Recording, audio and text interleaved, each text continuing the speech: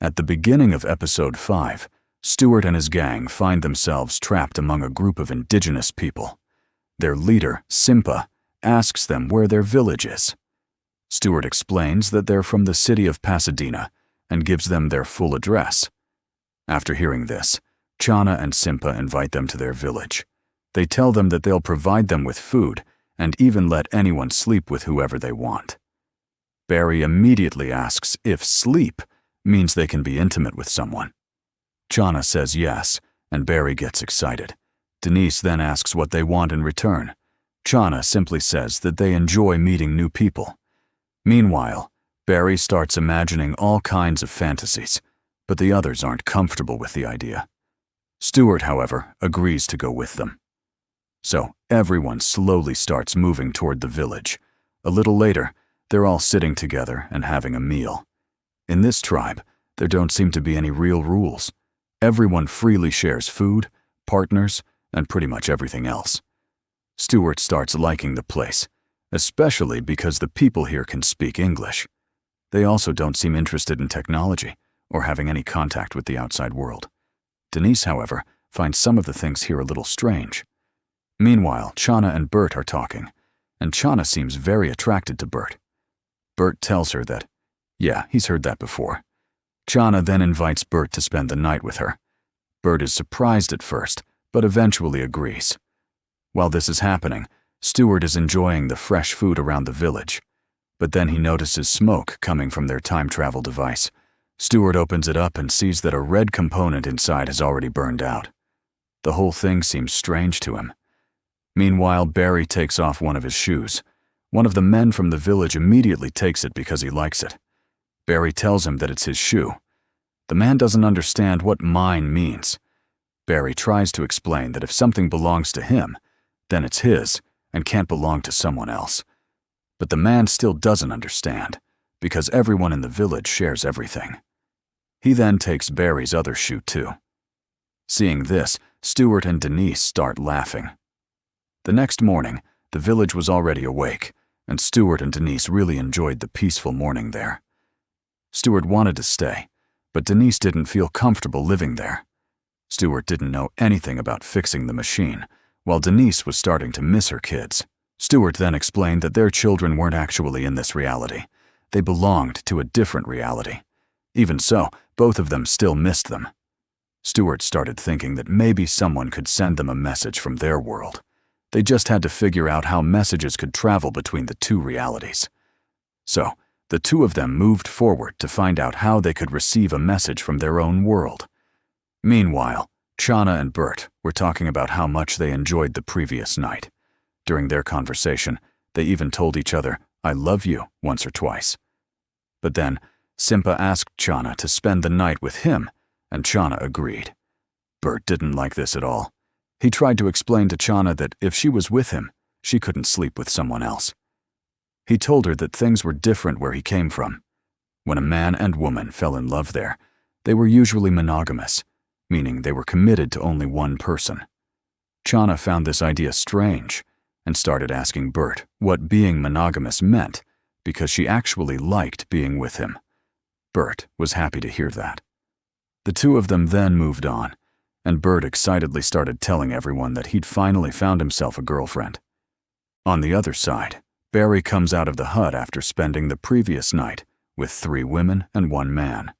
They all say goodbye to him and leave, making Barry feel pretty happy. Meanwhile, Stuart and Denise continue trying to figure out how this universe might be sending them messages. That's when they notice a woman examining some animal waste. Denise immediately realizes what she's doing. The woman explains that it's bear droppings, and that they can actually get messages from nature by examining animal waste. These signs can tell them things, like when it's going to rain or when the women will be fertile. Stuart realizes that this might be how the universe communicates in this world.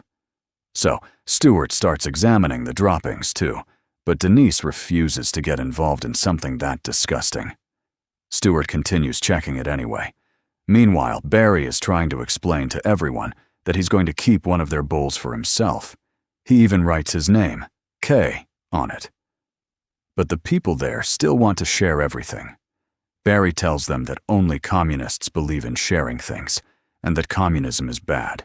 He then starts trying to explain to them why he thinks they're wrong. The woman still hasn't found any message, so she says goodbye to Stuart and leaves. But Stuart has already found a message in the droppings.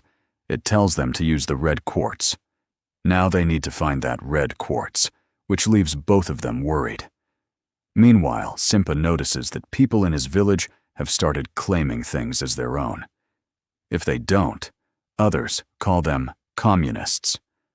Simpa finds this strange because that's not how things used to be in his village.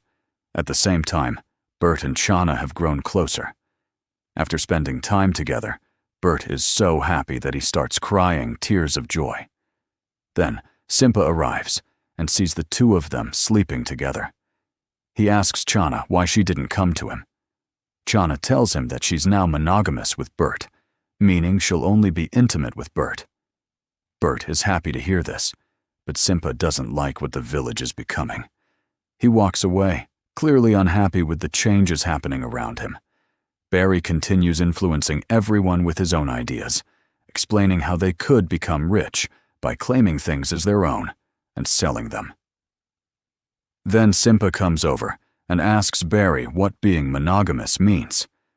Barry gives him the wrong idea, saying that monogamous people choose to stay with one person and don't get to enjoy other options. Simpa says that he wants to be with someone who's already with somebody else.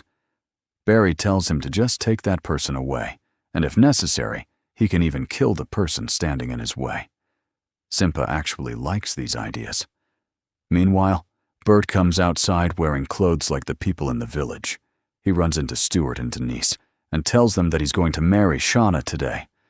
Stuart asks Bert about the red quartz and whether he knows what it looks like. Bert says that he's already had a great time twice in just one day. He also says he saw the red quartz with a boy named Sagar. It's hanging around Sagar's neck as part of a necklace. Stuart goes to Sagar and asks him for the red quartz. Sagar refuses, saying it's his and that they're not communists. Hearing this, everyone realizes that Barry is the one who put these ideas into their heads. Stuart and Denise then confront Barry and tell him to stop what he's doing. But Barry is having the time of his life. He's enjoying all of this because everyone is finally listening to him. Stuart tells him that they can't leave without the red quartz. Barry argues that it would actually be better for the people here to keep things for themselves. Stuart and Denise clearly don't like what he's doing. That night, Stuart and Denise decide to steal the necklace from Sagar. Stuart sneaks inside and finds Sagar asleep. He carefully tries to remove the necklace from his neck, but Sagar suddenly grabs him and falls back asleep with Stuart in his arms. Now Stuart is completely stuck. After a while, Stuart finally manages to get outside with the necklace, but Sagar comes after him, takes the necklace back, and goes inside again. Stuart and Denise are left frustrated. The next day, they ask Bert to help them fix the machine because they still need to find the red quartz somehow. But Bert has something else in mind. He asks Stuart to be his best man at his wedding. Meanwhile, the people in the tribe have started fighting over different things. Denise convinces Stuart that she'll handle the wedding and that he should be Bert's best man for his friend. Stuart agrees, making Bert happy. By now, the situation has gotten so bad that people are even fighting over tiny bowls. A little later, everyone gathers for the wedding, almost like they're at a church ceremony. Stuart starts singing for his friend, which makes Bert happy. Then Chana walks forward toward Bert. Bert is thrilled to see her. Denise begins the wedding ceremony for Bert and Chana. She has them repeat their wedding vows and then asks if anyone has any objections. That's when Simpa steps forward and says he has an objection because he believes monogamy is wrong. He also says that people aren't meant to keep things only for themselves because sharing is caring. Simpa takes a bowl from one of the men and declares that, from now on, it's everyone's bowl. The people cheer, but the man immediately attacks Simpa, and everyone starts separating the two of them. Soon, the entire village breaks into fights because everyone has completely different ideas about how things should work. Stuart and his team are worried as they watch the chaos unfold, while Bert is heartbroken. During the chaos, the red quartz falls from Sagar's neck. Stuart quickly grabs it and puts it inside the machine. Simpa then grabs Chana and carries her away from the chaos. Stuart activates the machine again, and all 4 of them are teleported away. The 4 of them move through the portal and arrive in a completely new universe. Bert is sad because he'd actually been enjoying his life in the previous universe. Barry still can't understand how the people there were able to speak English. Stuart explains that they've finally returned to a normal universe, and he's much happier now. But then Denise suddenly starts eating a tree. Everyone realizes that something is wrong with this universe too, and they all stare at Denise in shock. And with that, this incredible episode comes to an end. At the beginning of episode 6, Stuart and his team realize that Denise is eating a ficus tree. Stuart asks her why she's doing it. Denise says it's actually really delicious and tells Stuart to try it too. Stuart leans in and takes a bite. He immediately loves the smell and starts eating the ficus as well. He finds it incredibly tasty. Barry thinks the whole thing is disgusting, but Stuart convinces him to try it too. Barry suddenly gets really excited because he's never tasted anything this delicious before. Meanwhile, Bert has been reading about this universe. Soon, one person after another starts eating plants and chewing their food again and again. Bert explains that in this universe, everyone has 4 stomachs, just like their ancestors did. Stuart isn't sure about any of this, but before long, everyone starts chewing their food over and over. It's almost like they've turned into cows in this universe. Barry still thinks the whole thing is weird, but he can't stop enjoying the plants because he finds them incredibly tasty. The 4 of them then head to a restaurant. Bert reads more about this universe and explains that it's very similar to their own. Things changed here after an apocalyptic attack, but most of the world is still surprisingly similar. Stuart and Denise still find the constant chewing strange. Then the chef comes over and serves everyone different kinds of plants to eat. Without hesitation, they all start eating. Stuart says that this reality is much better. Denise reminds him that he wanted to save the world. Stuart admits that this reality isn't perfect, but there's nothing really bad happening here. They can't keep risking their lives in every different reality they visit. Bert says that in the last universe, he was about to get married, and everything was going great. Stuart reminds him that they caused a riot there, which is why they had to escape. Bert says that every reality has something wrong with it, so there could still be a problem hidden in this one too. The 4 of them finish their meal together. Once they're done, the chef comes over and they all praise his cooking. The chef tells them he's bringing them corn for dessert, which makes everyone excited. Denise asks what they're going to do if they stay here. Stuart says he'll run his comic store and marry Denise. Bert can work as a geologist here, and Barry can still cause trouble in this universe too. Barry says he only does that sometimes. Denise then asks Stuart if he's actually proposing to her. Stuart says yes. Denise says she always imagined this moment, but having this conversation while constantly chewing feels pretty weird. Stuart tells her to take some time to think about it. Just then, the chef brings them the corn. All 4 of them start eating it together, and the whole situation feels incredibly weird. That night, Stuart and Denise grew closer, and they both really enjoyed being together. Even while they were getting intimate, they kept stopping from time to chew. Afterward, they started eating, and Denise liked what Stuart was saying about how good life was in this reality. The 2 of them kissed and started thinking about their future while continuing to chew. Then Barry and Bert showed up. They told Stuart that they didn't want to stay in this cowtown anymore. Stuart asked them why, and they explained that they'd had a lot more fun in the other universes, while this place just wasn't doing it for them. So, they wanted to move on without Stuart and Denise. Stuart talked it over with Denise, and they decided to give Barry and Bert the machine. Stuart handed the machine over to them, and Bert and Barry said goodbye before leaving. Barry also apologized for the trouble he'd caused and the bad things he'd done to them. Then the 2 of them left. Stuart and Denise decide to spend some more time together, and they start getting close again. Barry and Bert eventually make it to the comic store. They start up the machine, and the two of them disappear through the portal. They find themselves in the void, where they're falling endlessly. Barry looks down and realizes there's no bottom. In this void, they just keep falling with no end in sight. Bert starts thinking that they could die from falling through the air like this. Barry doesn't think that's going to happen, but neither of them has any idea what's going on. Confused and terrified, they start screaming as they continue falling. Meanwhile, Stuart and Denise are happy with their decision to stay in this reality. They notice a salt lick nearby and walk over to it. The two of them start licking it, enjoying the taste and having fun with it. Then they suddenly hear the sound of Raj. Raj is telling everyone that the world is going to end, but nobody is listening to him. Stuart and Denise walk over to him and recognize their old friend. Raj starts explaining again that the world is going to end. Stuart talks to him and tells him that Raj seems different. Raj explains that he's been studying the galaxy, and he's discovered that a lot of things have changed in this reality. Denise asks how things can simply disappear from the galaxy. Raj says it's happening because of GN11. He starts throwing around a bunch of complicated scientific terms, but neither NASA nor the White House is listening to him. Stuart finds this strange because, in movies, the White House always takes the end of the world seriously. Raj explains that their entire star system is in trouble, and everything is eventually going to be destroyed. They don't have much time left. Denise asks how much time they have. Raj says they only have 300 to 400 years.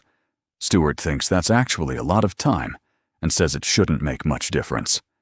Raj tells him that it matters for his great-great-grandchildren.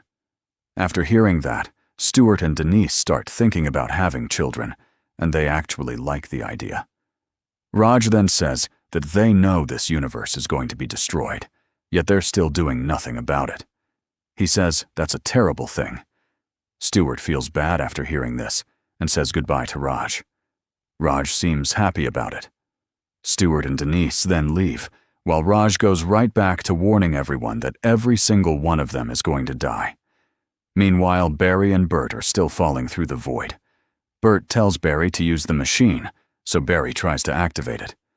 But the machine isn't working anymore. Now they're both freaking out.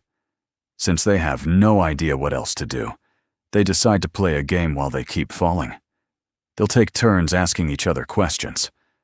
Barry doesn't like the idea, but with nothing else to do, he agrees. So the two of them start playing the game to pass the time. Meanwhile, Stuart and Denise return to the store, where Stuart finds another version of himself waiting for him.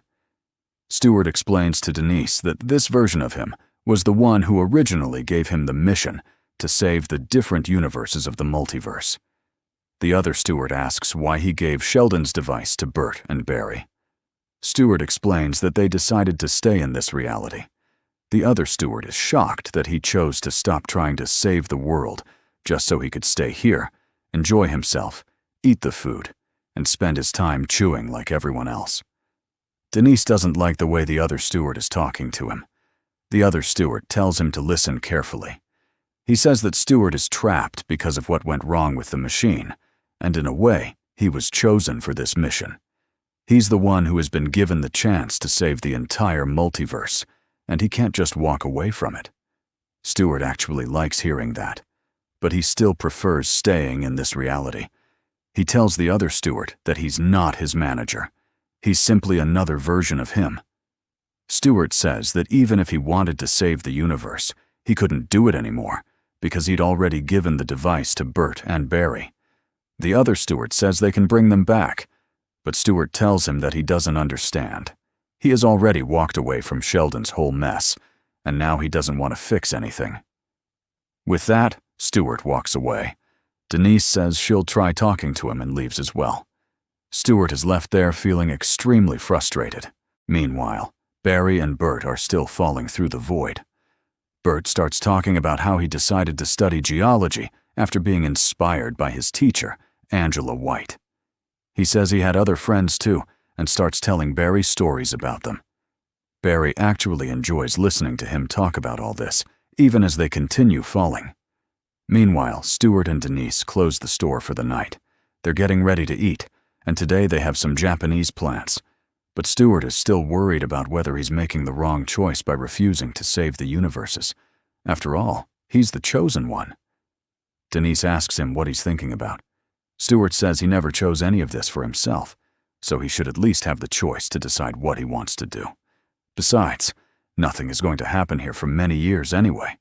People die all the time, and they've already been born and died multiple times in different universes. Stuart doesn't believe saving all of them should be his responsibility. Denise agrees with him. Stuart then asks if she really thinks he's making the right choice. He says that in every universe he's visited, he's always been a failed artist who ended up running a comic store. He doesn't want to keep being a failure. Denise tells him that he has a choice. He can stay here and live his life on his own terms, or he can become a hero by saving hundreds of people across countless universes. Stuart worries that if they travel to another universe again, they could end up facing even more problems. Denise tells him that as long as she's with him, she's willing to face any problem. The two of them kiss, and they continue enjoying their time together. The next day, Stuart is at the store when Gary arrives to deliver a package containing the machine. Stuart is happy to see Gary, so he introduces him to Denise. Gary asks if they've met before. Denise tells him that they were married in one of the universes.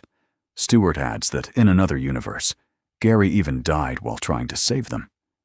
Gary finds all of this pretty weird, so he leaves. Stuart and Denise take the machine out of the package and start reading the instructions.